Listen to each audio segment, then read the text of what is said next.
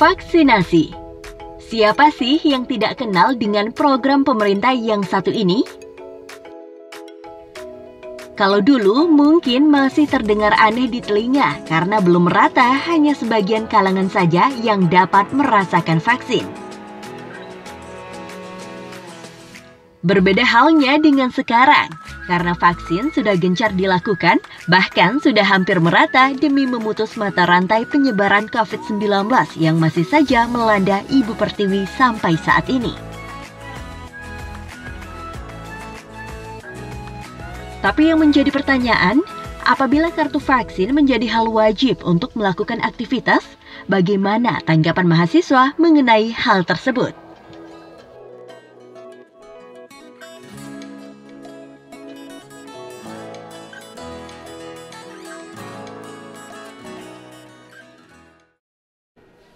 Assalamualaikum warahmatullahi wabarakatuh. Saya Susianto, Wakil Rektor Bidang Kemahasiswaan Universitas Muhammadiyah Bengkulu. Kegiatan pada hari ini adalah vaksinasi COVID-19 untuk mahasiswa baru, terutama adalah mahasiswa-mahasiswa penerima beasiswa, baik itu beasiswa KIP kuliah, beasiswa Bank Indonesia maupun beasiswa-beasiswa yang lain. Target dari vaksinasi pada hari ini adalah kuotanya 500 kuota, dan diharapkan adalah bahwa mahasiswa yang divaksin bisa merata dan pada akhirnya nanti terbentuk herd immunity yang saya pikir ini menjadi program bersama untuk mengatasi persoalan pandemi COVID-19 ke depan, bahwa ini tetap berlangsung. Nanti berikutnya tidak hanya mahasiswa baru penerima beasiswa, tetapi juga mahasiswa Universitas Muhammadiyah Bengkulu secara keseluruhan. Sehingga kita ke depan ketika sudah diperbolehkan untuk luring perkuliahan, maka kita akan siap untuk melaksanakan. Jadi salah satunya adalah bahwa kita dalam rangka untuk mempersiapkan pelaksanaan perkuliahan secara luring.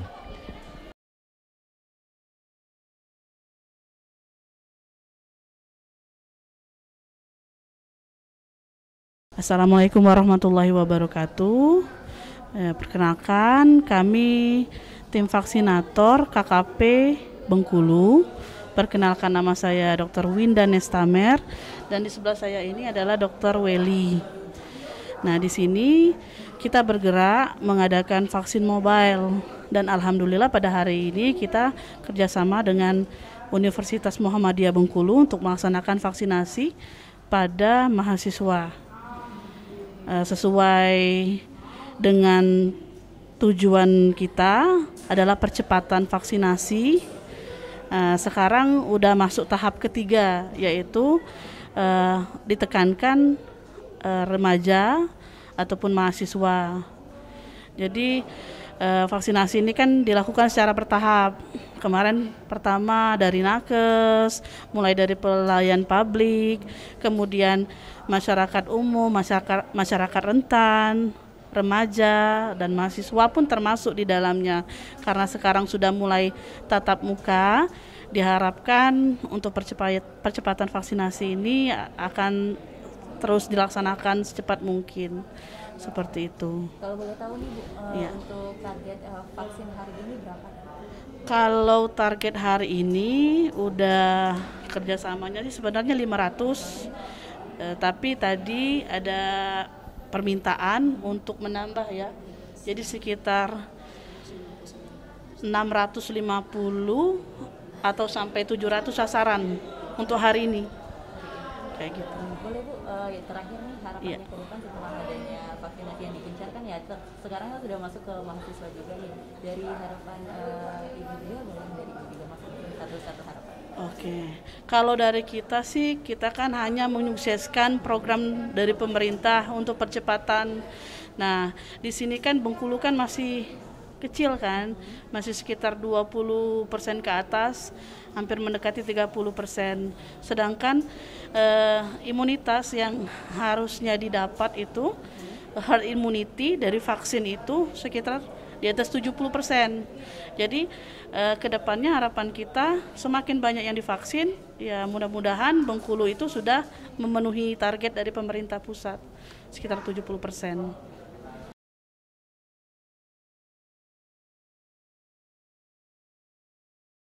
Assalamualaikum warahmatullahi wabarakatuh. Perkenalkan, nama saya Ririn Yulisa. Saya dari Prodi PAI Fakultas Agama Islam, Pendidikan Agama Islam. Saya dari Kepahyang. Baik, saya Muhammad Fikri Haikal, mahasiswa semester 7 Fakultas Hukum Prodi Ilmu Hukum Universitas Muhammadiyah Bengkulu. Assalamualaikum warahmatullahi wabarakatuh. Perkenalkan, nama saya Wahidi Pratama.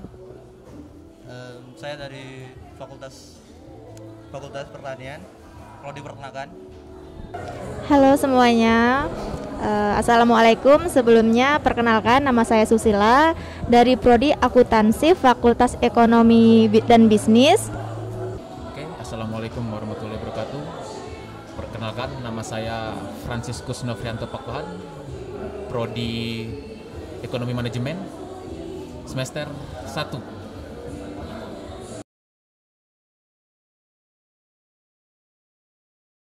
Keinginan sendiri, Mbak. Karena ya untuk mengikuti tatap muka juga kan, Mbak. Jadi kami juga kan belum pernah divaksin.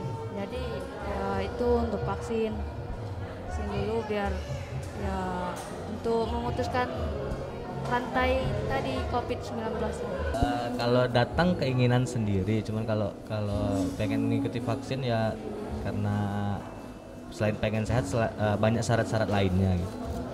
Keinginan sendiri. Kenapa nih kalau boleh tahu? Karena menurut saya vaksin itu untuk memutus mata rantai penyebaran COVID-19 ini.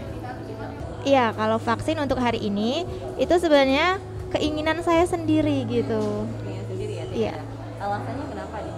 Alasannya karena saya sangat mendukung pemerintah untuk vaksin ini untuk memutuskan rantai vaksin gitu kan, biar semuanya sehat walafiat gitu, Mbak. Sebenarnya lebih keinginan sendiri karena juga udah dituntut untuk memenuhi syarat apa-apa harus dengan vaksin. Yang kedua juga kita lihat vaksin ini pun sama kayak kita vaksin dulu waktu kita masih merasa balita. Vaksin diarahkan oleh orang tua, diantar sama orang tua, tujuannya untuk kesehatan.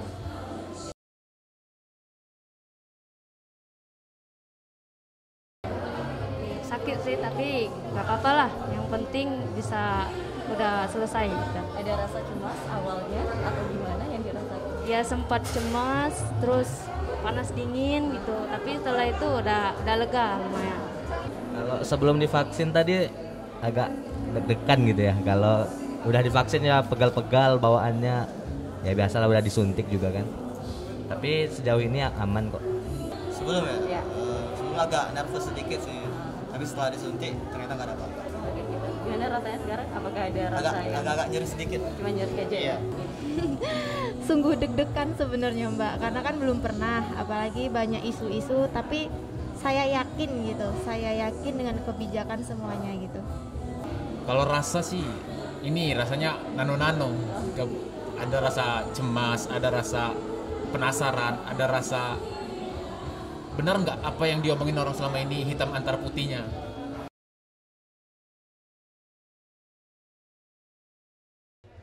Menurut saya pribadi ya, alhamdulillah kalau pemerintah ini udah memberikan vaksin secara gratis kan. Kalau seandainya kalau enggak gratis kan masyarakat sendiri kan banyak yang enggak punya biaya untuk vaksin. Jadi alhamdulillah pemerintah udah memberikan vaksin gratis untuk masyarakatnya sendiri gitu. Jadi lumayan bersyukur sih saya dapat vaksin gratis. Kalau pandangan dari Fikri sendiri, kalau untuk meninggal, sakit dan lain-lain itu kan kebanyakan berdasarkan dari penyakit penyerta, bukan hanya dari vaksin COVID-19 sendiri. Jadi lebih kepada diri sendirilah untuk sadar kalau misalnya waktu screening jujur aja kalau misalnya ada penyakit penyerta dan lain-lain. Toh juga kalau misalnya ada penyakit juga belum diizinkan untuk vaksin. Dari saya sendiri ya, saya nggak ada ketakutan sama sekali ya, karena menurut saya sudah banyak orang yang divaksin dan nyatanya aman-aman aja gitu. Kalau masalah yang meninggal atau segala macam itu mungkin sudah ada penyakit bawaan atau gimana gitu. Gini, masalah yang banyak orang yang meninggal gitu, ya sebenarnya meninggal itu takdir Allah gitu. Jadi ya Bismillah aja teman-teman gitu. Jangan takut, jangan dengarkan isu-isu kayak gitu. Lihat berapa banyak juga yang udah divaksin itu tuh sehat walafiat dan emang ya dibilang langsung memutuskan virus tuh enggak juga gitu, tapi setidaknya tuh menambah imun kita gitu. Jadi Bismillah aja, jangan sampai takut gitu. Kalau untuk isu-isu yang sudah pernah terjadi, orang-orang udah ngomongin, saya rasa sih itu mungkin ada yang memang dia sudah punya diagnosa penyakit, pas divaksin reaksinya jadi nggak sesuai diinginkan. Ada juga nggak semuanya kan yang divaksin yang mengalami malah mungkin tambah buruk, tapi ada juga yang tambah sehat. Jadi kita mesti melihat dari sisi sudut pandang lain.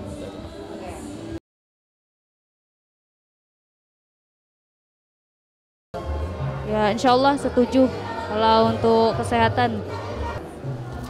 Kalau setuju atau tidak ya setuju kalau untuk vaksin memutus mata rantai, salah satu upaya, tapi nggak luput dari protokol kesehatan dan lain-lain. Vaksin ini kan salah satu upaya untuk memutus mata rantai, kalau nggak vaksin malah nggak efektif jadinya kan untuk memutus mata rantai virus corona tadi. Saya setuju saja ya. Sangat setuju gitu. Saya sebagai mahasiswa nih ya, individual, saya rasa sih kita mesti sepakat karena kepala negara sudah memikirkan jauh lebih baik, bukan hanya hari esok atau bulan depan, tapi sudah memikirkan generasi-generasi selanjutnya.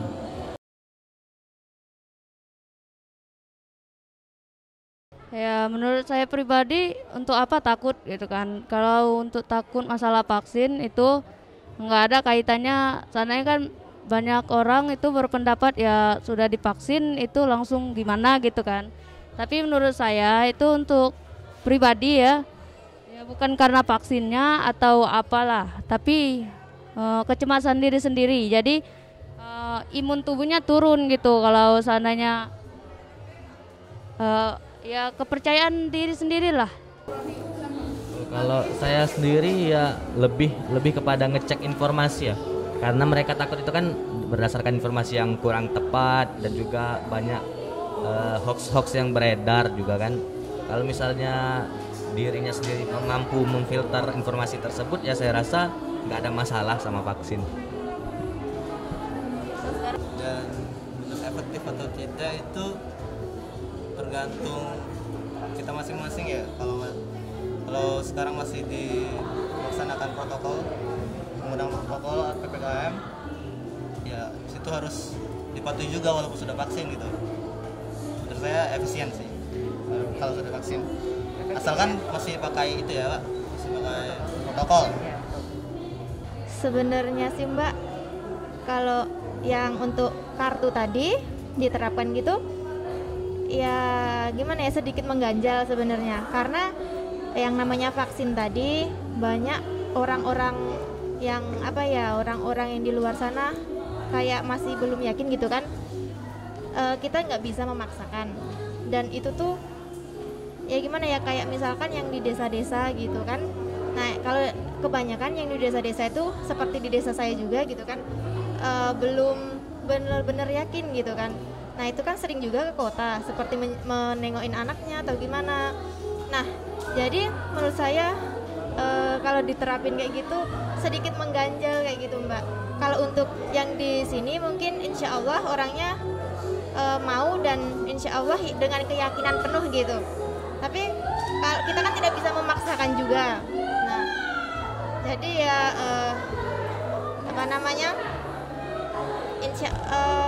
kurang setuju sih sebenarnya kalau diterapin kayak gitu, Mbak.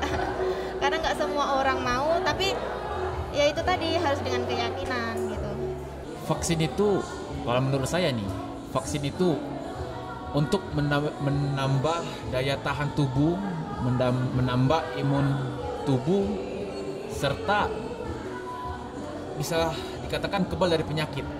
Jadi kalau dari saya sih, agar kita bisa kegiatan sehari-hari full tanpa ada yang ditakutin atau ada yang perlu dikhawatirkan gara-gara apalagi zaman corona, yuk vaksin.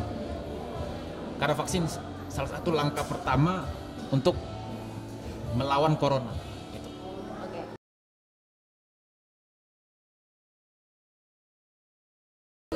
Saya setuju itu, kalau misalnya jadi syarat untuk masuk mall, misalnya masuk sekolah ya, yang sekolah dan yang masuk mall pun merasa lebih aman gitu, lebih terjaga dengan mereka tahu tuh sama-sama udah pernah divaksin di dalam mall, tapi tetap juga kembali lagi protokol kesehatannya,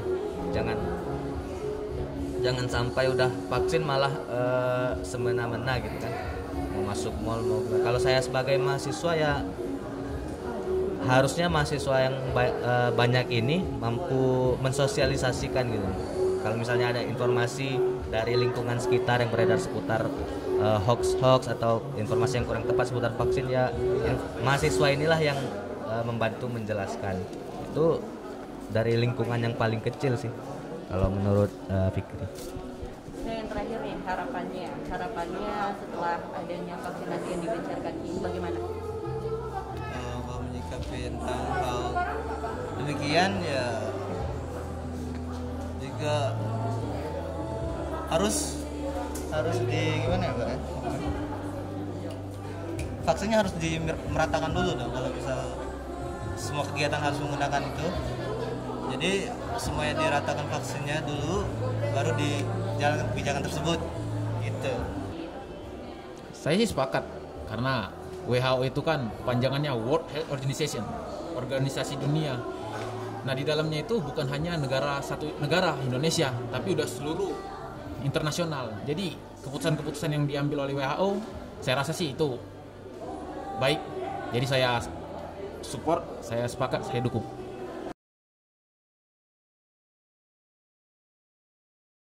Semoga dengan adanya vaksinasi ini COVID ini bisa hilang dan kita semua bisa kembali seperti sedia kala, bisa tatap muka seterusnya, itu Mbak.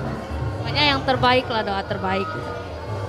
Harapan saya ya lebih banyak instansi-instansi yang bekerja sama untuk melakukan vaksinasi, terutama kan di kalangan mahasiswa, siswa baik SMA itu terutamanya kan bekerja sama dengan lembaga kesehatan untuk melakukan vaksinasi.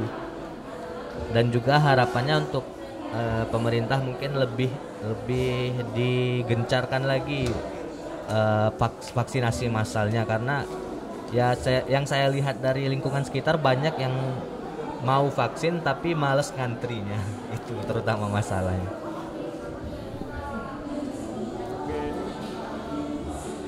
Tahun depannya setelah vaksin, mudah-mudahan kegiatan sekolah atau kegiatan bekerja ya itu direncanakan secara offline atau nggak daring lagi gitu, Pak. Soalnya saya sudah 2 tahun ya semenjak SMK kemarin daring, ya bosan juga, Pak. Harapan saya semoga vaksin ini nih berjalan dengan lancar gitu. Terus ya semoga virus corona COVID-19 ini segera menurun dan perekonomiannya juga menaik gitu, karena benar-benar sangat susah dengan adanya COVID-19 ini. Semoga semua ini segera berlalu gitu. Semoga vaksinnya juga lancar dan ya semuanya bisa mengikuti gitu. Intinya kita mau open minded dulu yang pertama, mau buka mindset, terus kita harus lebih lagi, kita malah justru di zaman pandemi ini kita dipaksa untuk membangun silaturahmi. Yang dulu mungkin sebelum corona kita silaturahminya bolong-bolong, nah sekarang kita dipaksa untuk silaturahmi ke semua kalangan. Mau dia kalangan bawah, kalangan atas. agar kita bisa saling membantu dari tingkat ekonomi bahkan juga kesehatan, baik itu kesehatan mental. Itu aja Mbak.